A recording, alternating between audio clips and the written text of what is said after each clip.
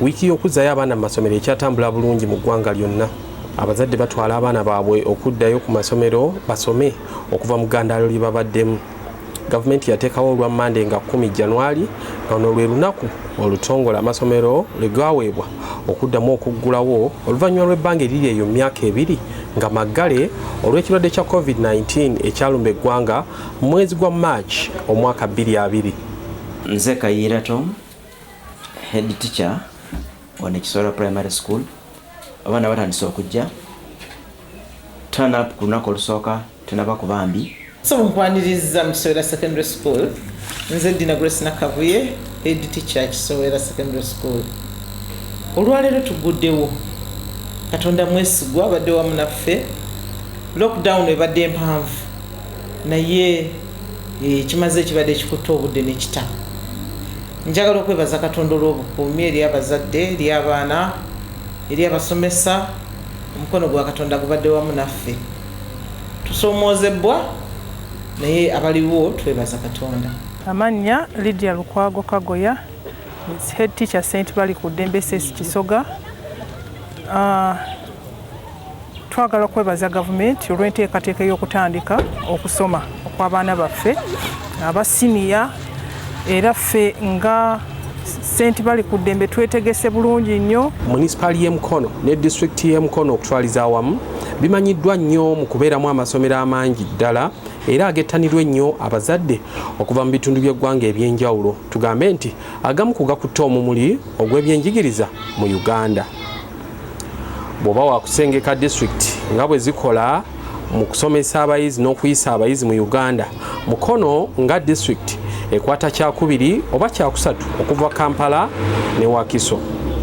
N'olwekyo abazadde abalina abaana mu masomero ag'enjawulo mu bitundu bino bajjumbidde okubazza ku masomero. My name is Nachiranda Edith. I'm in senior FB. Chensanzo olwaliro that mpulira bulungi kubanga first of all I would like to thank God atukumye nga tukyali balamu nakumye bazadde bafamu nga bakyali balamu newankubadde there have been some problems.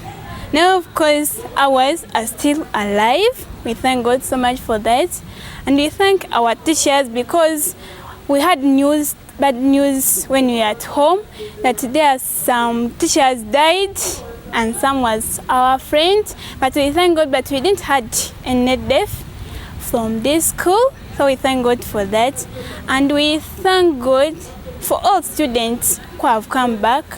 And today what we have found today, we have seen many have tried to come back to school, and we have seen parents are bringing back their children, and we have found some of the challenges the girls were faced. We have seen that many of our friends who have faced food problems, some have felt problems intentionally and others mistake, some have got pregnant.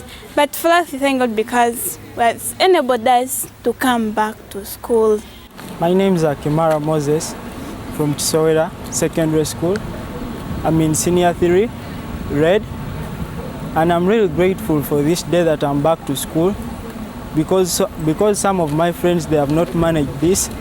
But first of all, I want to thank my parents who have enabled to bring me back to school, and to thank also my teachers who have been there for us during this holiday, who have given us this courage and boldness that we can come back to school. Now, on the note of other students who have not yet come back to school, we want to pray for them that may they have that courage so that God can help them that they may come back to school. Nathan Topista, I'm in Senior 5 Science, BSM Stock ICT.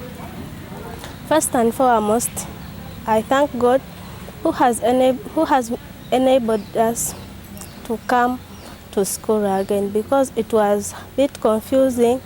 Corona was too much, and for us we have managed to come back.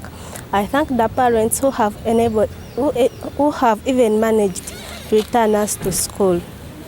I feel good and okay to come back to school because education is very good. And another thing, I feel okay to go in another class. Wabula bano beekokkodde ekizibu ekisinga obunene nga ke kalippagano k'ebidduka ke bagambye nti kabakutte okumala essaawa eziwerera ddala ng'abaakedde zigenza okuwera ssaawa nga 9 nga bakyali mu makubo oba ng'abamu lwe batuuka ku masomero. Twogeddeko n'abamu ku bazadde be tusanze ku ssomero lya St. Balikuddembe Kisoga mu disitulikiti ey'e Mukono. Bano ne batunnyonnyola engeri akalippagano kano bwe kabayisizza. Nze noowe ntulume nga ndi muzadde wano, naye kati ekintu ekisinga okutuleetera obuzibu y'ejjaamu. Wakati olwaleero nze olaba okujja wano nyingiridde mu kitete n'enfulumiramu eno wantoni mpiseeyo mu kkubo ebbali gattaka, emmotoka ziri eyo mpitirivu, main teyitikako olwa jjaamu aliwo. Kati nkugereza okuva ku paaka Mukono okutuuka wantoni oyinza okutwala eddakiika 2, so nga ate ayise mu bikubo eby'ettaka ye atwala eddakiika 5 n'atuuka. Kati obuzibu buli Mukono makubo g'ebbali bwe tagakola. Ngenze Lubega David era nga ndi muzadde wano, nviira mbalala wano mu Kasenge Playground, Kasenge Nama, naye nga ku nsonga gy'ogambye eya traffic jam nze nyinza okugamba nti ntandikidde mu Kigombya eri wansi nga kuyigala kutandika ne traffic jam nga gyatusumbua, naye nga nze ndaba obuzibu bwe tulina tubadde emmotoka ennene zaali badde oluusi zaali badde ziweebwa sayidi gye zikola ki gye ziyita, entono ne zibeera nga nazo zifunako we ziyita, naye ekizibu kye tulina ekkubo ffunda nnyo, ate n'ababooda abapikipiki nabo bagezaako nnyo okwewaganya era bwe bubenje obusinga n'okubeerawo mu biseera bino. Era kyendabye senga batuyamba ekkubo ne baligaziyaako ne libeera nga lya kkubo amakubo 4 kyalibadde kiyambako, ennene tumanya nti baziira mu layini emu n'entono ne zisobola okwanguwa. Amannya Seguya Francis naaviiridde awo Takajjunge Mukono. Entambula tukaluubirizza nnyo kuba twavudde awaka ssaawa 6 tutuuse wano ssaawa ziri 9, jaamu mungi nnyo mu Mukono. Okuva awo e Mukono mu tawuni okuconnectinga Wantoni lubadde lutalo lw'amaanyi, era kati ssaawa eno twakatuuka butuusi. Embeera ya kalippagano ekyandibadde kituyamba okwopeninga enguudo zino ez'ebbali. Wakati nga ffe abava Takajjunge twalibadde tetudda Mukono mu tawuni, twandibadde tuyitira Namubiru ne tuconnectingira Wantoni, kyandibadde kitwanguyira ssebo. Ng'amasomero ne bizinesi kati Mukono nga kitukosa kubanga olw'ensonga kati olw'okuba jjaamu Mukono yalemerawo tekyali muntu asobola kuyimirira Mukono ogula mu supermarket, omusanga ayita eyo nabuti nadde eno ebbali, omulala w'ebugerere omusanga ayita eno wansi ku poliisi n'ayita mu njogezi n'agenda guka eri ku kyebugerere. Kati olwo nga Mukono aba afuniddemuwa aba talina waafunyeemu. Omuzadde ava ekireka nga ayagala ogenda ogula ebintu emukono jjaamu yamugobayo, ayita mu bikubo bya ttaka naguka bweru wa Mukono. Kati Mukono aba talina kyefunyeemu lwa jjaamu.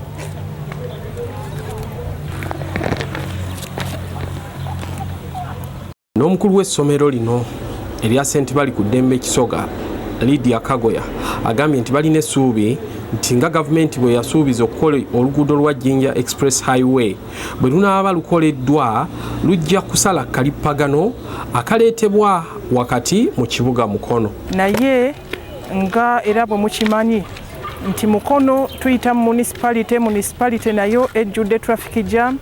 Abazadde baffe abasinga bakeera nnyo we batuukira ku ssomero lyaffe ng'obudde bugenze, ng'ate abamu bakeera okuddayo ku mirimu gyabwe.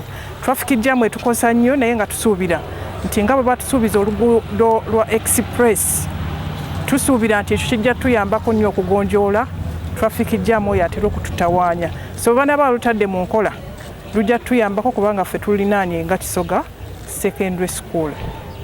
Kago yategeezezza nti beetegese bulungi okugoberera ebiragiro ebifuga okukuŋŋaana kw'abantu mu kiseera kino ng'ekirwadde kya COVID-19 kikyagenda mu maaso. St. Balikuddembe twetegese bulungi nnyo, SOPS nga minisitule bwe yadisitupuleetinga tuzitadde mu nkola, era abazadde bazze beetegese bulungi nnyo, era tusuubira nti wiikisi gavumenti ze yatuwadde tujja zikozesa okusomesa abaana baffe okugezaako okurikavalinga eyo period gye balostinga nga bali mu COVID. tutuuse mu masomero agali ku musingi gw'ekkanisa ya Uganda mu bulabirizi bw'e Mukono okuli Kisowera Church of Uganda Primary School. Ngeno tusanze omukulu w'essomero Tom Kayiira n'atulambuza essomero. Masiki zaffe ziriwa bannange? Mubyerabidde? Mbeera ya bulijjo tutakola n'abaana 5 n'okusoba. Maybe kankozesa omukisa guno kubuulira abazadde baffe gye bali eyo, abasomesa we bali era baatuuse. Kati ngaffe wano tulina almost buli omu aze olwaleero. Kyemanyi ne mu masomero amalala bwe kityo bwe kiri. Tusaba abazadde abaana mubaweereze abe nti emirimu gitandika bulungi. Temubaamu kutya, amasomero gaguddwawo era abasomesa ffe gye tuli ready okukola omulimu gwonna.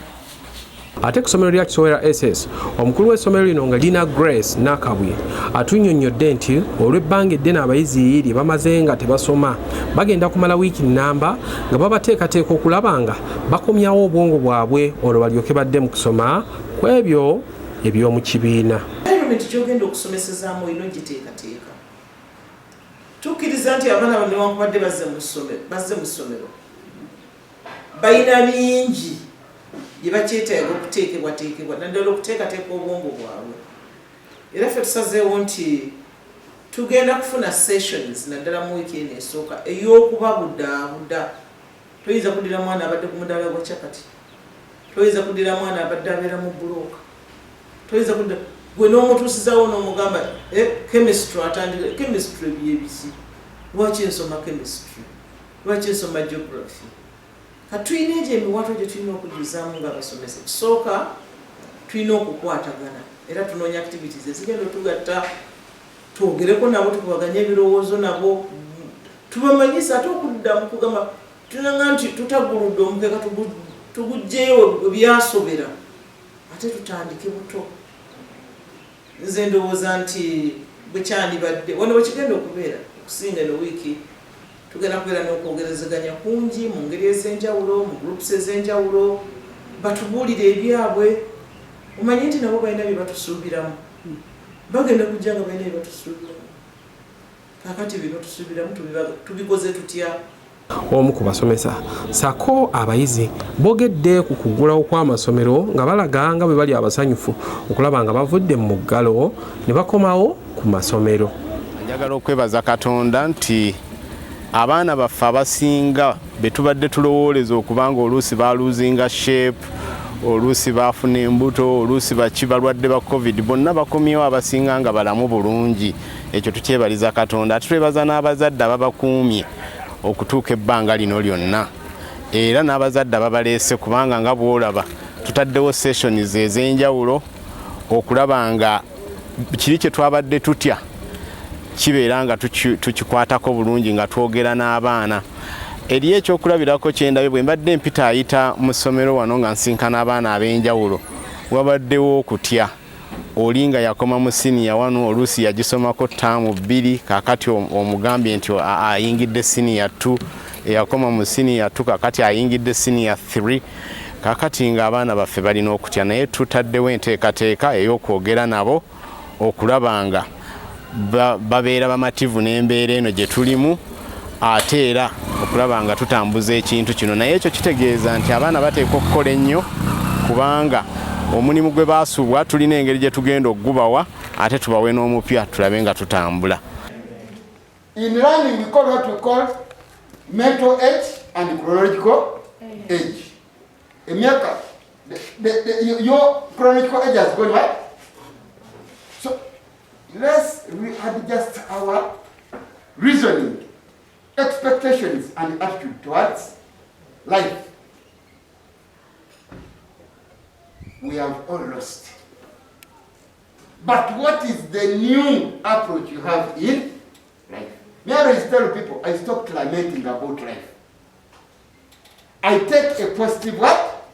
I told you how I began growing what I call the Uganda Matters COVID project, which I planted on the 3rd of June 2020, Akatunda. I told you how I began wave number 2, Madam Maria teaching me how to pray broilers. I have right now broilers ready for sale. I couldn't say we are back home. What can I do? I say, stuka, tambula, look. That should be your new approach. In what? I have asked about your skills, experiences, skills gained, and expectation after the opening of what? Those are the 3 areas we are focusing on this week. Many other speakers are going to come. But experiences during COVID, skills you gained during COVID,